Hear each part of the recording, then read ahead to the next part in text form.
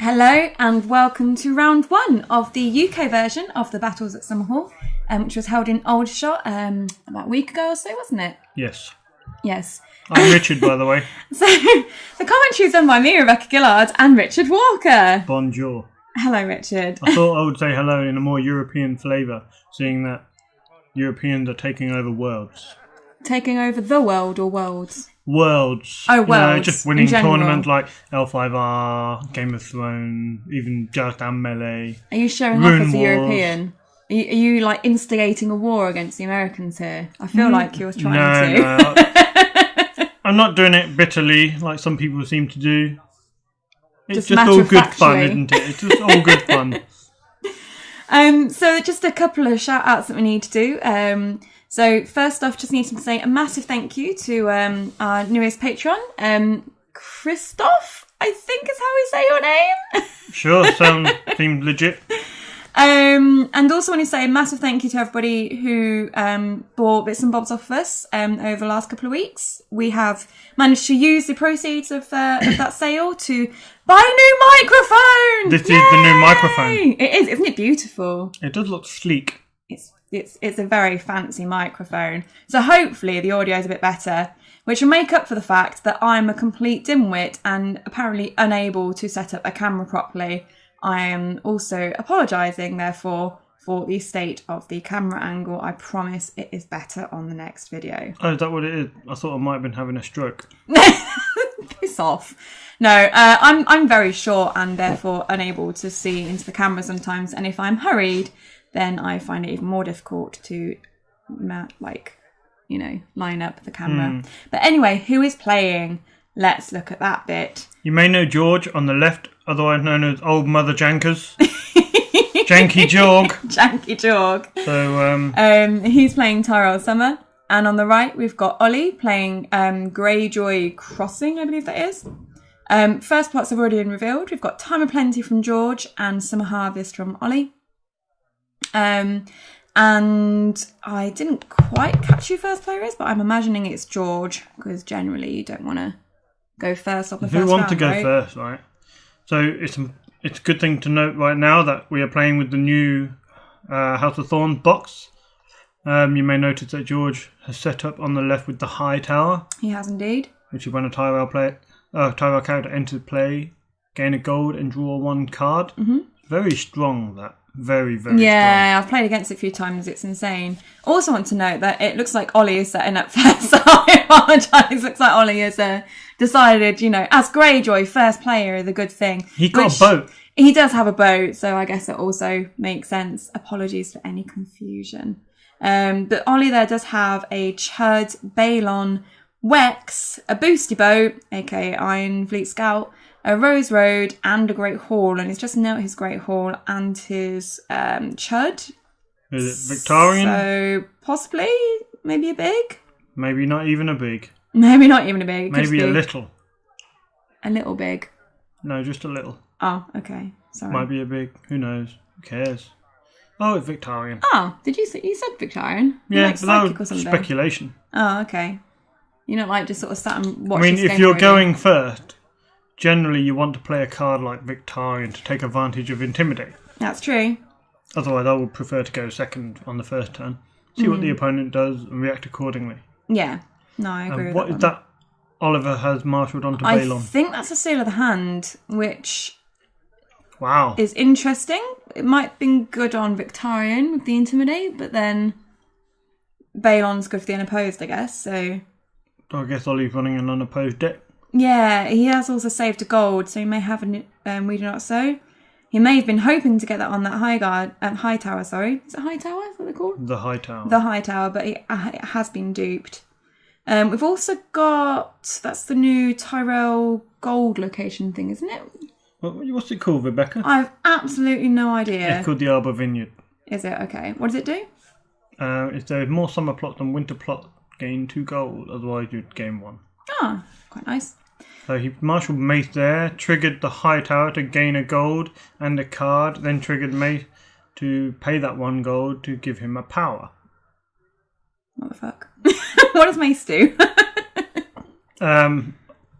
You can trigger Mace to pay 1 gold to give him a power when you marshal a character. Oh, okay. Or when a character enters play. So a character enters play, you pay a gold, and you give Mace a power. Yes. And Mace also had an action. You can kneel your faction card to remove a character from the game until the beginning of the next phase, at which point that character would re-enter play, triggering any re-enter play abilities. Such as the High Tower and Mace. Correct. That seems like a bit of a crazy combo. And there are cards with enter play abilities in Tyrell, like House Florent Knight and Olena's Informant. And of course, characters entering play, leaving play and coming back will also trigger the Old Town Informer and cards like that. Wow. Seems really good also with Flea Bottom. Yeah, that's true. So not only do you have cards entering play during the marshalling phase, you will have cards entering play during the challenge phase. That's a really big power challenge. Okay, so Balon would be getting that unopposed anyway. Looks like he wants to get the Intimidate off, and he's got Seal of the Hand. He's got something. Oh, support the people. Great Kraken maybe, that will be unopposed, and he can get Great Kraken triggers. He can trigger that, yep, seems good. You know what, someone did that to me in a tournament. Like, I calculated that they couldn't win. And they did a power challenge. You support the people, when I got Great Kraken, and knelt Great Kraken to get that one last power that they needed to win. Well, you don't kneel Great Kraken, but yeah. Well, you know what I mean. I'm like, you little bastards. I calculated everything very carefully, which takes a very, very long time for me, because I'm really slow at maths. How could they do this to you? I know, it's disgraceful. I'm sure they did it on purpose. So anyway, Great Kraken has appeared with the support the people and been put into play. So that means that as a second reaction, Ollie can use that. So he's choosing to draw a card. Always good early game. I'm guessing no more reactions. So it's unopposed. Nothing to claim. And then we have keywords. So Renown, and Victorian has Intimidate. So I'm guessing it's going to be Mace. I'd be surprised if it wasn't. Just thinking of how many ways you can activate the High Tower. In how many different phases? You could do pretty much every phase, can't you? Yeah, but doing what? How would you activate in the draw phase? There's a plot, isn't there? Isn't it something like Summon to Court or something? Where you reveal, in the draw phase, reveal a card and put it into play? That could trigger the High Tower. Of course, Tyrell had Bitter Bridge, which can trigger the High Tower in the plot phase. And you can do Goes to Harrenhal and things like that, so characters enter play during the plot phase. Yeah, that's true. Dominant phase, you trigger Mace in the challenge phase and bring him back into the dominant phase, trigger the High Tower. That's a lot. You can, if you're creative with the way you build your deck. You can do a lot with High Tower and Mace, basically. I don't know if it'll win you the game, but but you can trigger the High Tower a lot. Just a quick note on the board. So, Wex went in with an Intrigue. George defended with the, what they called? The Spy? But also played... Old Town Informer. Oh, okay, sorry. Old Town Informer. But then played Baron the Maiden Pharaoh himself so that he could reshuffle the top of his deck. And then Intrigue Claim was a Begging Brothers. So we now have the military coming through. With Balon, who was stood using the Seal of the Hand. So this is going to go through unopposed. So we're going to get another Great Kraken trigger, which, what's he doing? He's taking the power, plus unopposed, plus military claim. Oh, and it's crossing. And then the Renown on Balon. This is quick. It's a very, very, very quick deck. So Mace there triggering to remove the oh my god, I've forgotten the name of this Old Town card. Informer. I keep forgetting the name of this bloody card. Just think about it. Old Town Informer. Now remember it. Old Town Informer from play. She comes back in the next phase. This triggers the High Tower to gain a gold, draw a card. Trigger Mace, pay that gold, give him a power. There you go. So and he takes Dom too. He does. Now we have Ollie at 7, George on 3. So to analyse that first round, you can see from the setup, George didn't have a lot on set. We had a Chud and the Old Town Informer and 5 gold worth of location, whereas Ollie managed to set up Balon, Wex, Scout and the Rose Road. So there's a tempo loss from George there. He doesn't have that big character. So although Hightower is really good for the longer game, he really suffered a lot at that turn 1. Especially seeing as Ollie opened Summer Harvest, which is basically +2 whatever George has got. Yeah. Really lets him splurge out a bit. Oh wow, Rise of the Kraken turn 2. I mean, I guess he could pull it off. There's no military icon down. Yet. But confiscation's going to George doesn't have a lot of gold.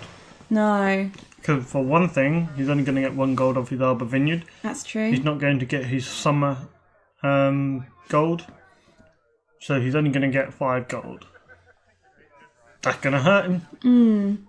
But he has managed to get rid of that Seal of the Hand on Balon, so that's one less unopposed challenge that Ollie's going to get through now. That is true. Seems quite important. Well, I'm assuming it's that going off.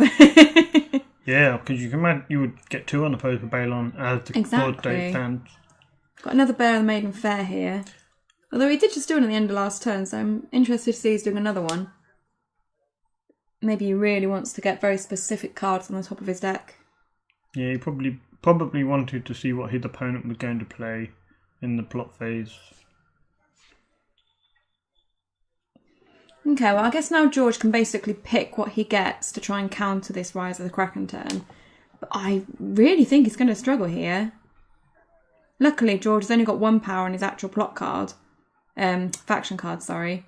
So, it'll be difficult for Ollie to grab 2 power off him with that. Is this going to be a blowout? I think it's going to be a quick game. So we've got the Vineyard triggering for 1. And Ollie's marshalling.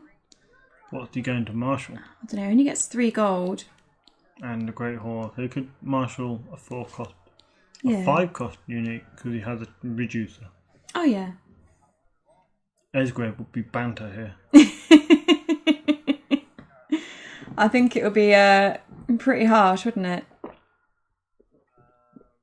Okay. Yeah, I mean, depending on what George marshals here, I'd be very surprised if Ollie can't just storm ahead for the win. But the problem is with, like, Greyjoy decks, they really do just rush. If they got all the pieces out, I mean, if you start off with bloody Seal on Balon and Victarion...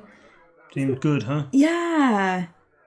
And I think, George, like you say, with that Hightower coming out so early, took a bit of a tempo hit. But then you could argue that it gives you gold back anyway. So, I mean, he did get 3 gold off it last turn?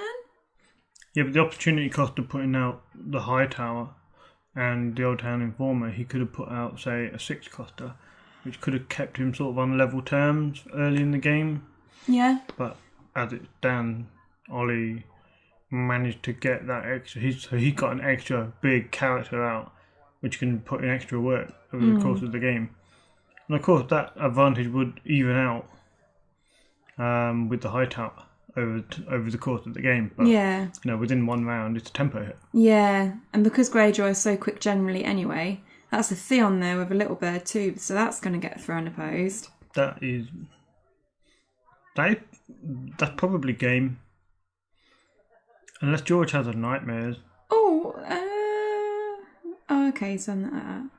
Yeah, so he marshalled Robar, triggered the Hightower, gained the gold, drew a card, triggered Mace, paid that gold, put power on Mace. So Mace is on 3 power and he'd done nothing. He hadn't even And a Garden Caretaker that's kneeling.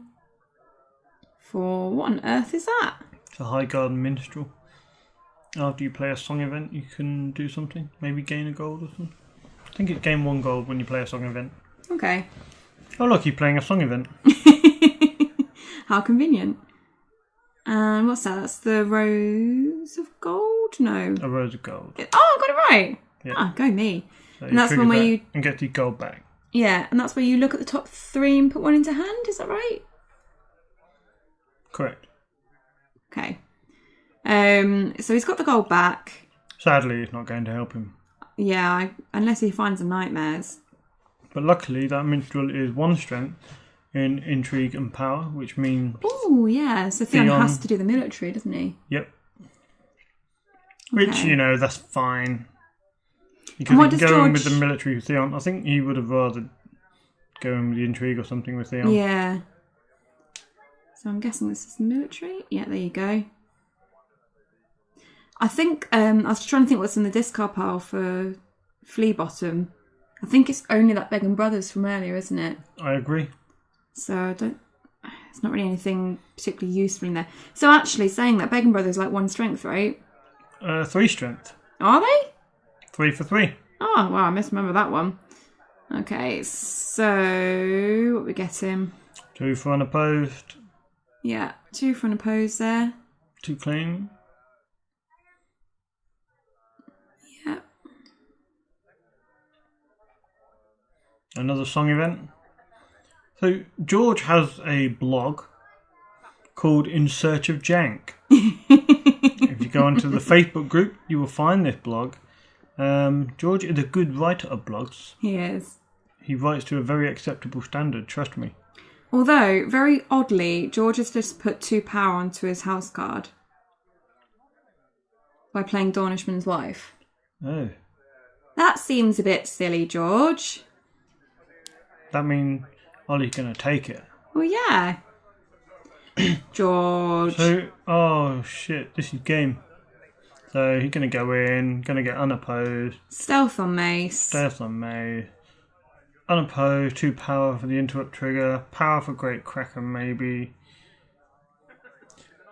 He's really 2 using claim, that. 2 renown. That's 7 power. George is determined here. George is just playing solitaire now. He's like, I want to do my thing. Leave me alone. This is the first game of the day. Let me do my thing. Oh, bless him. To be fair, though, considering he's done fuck all game, he's done, 4 with Mace. But Mace was stealth past George. You can't defend with him. He was stealthed.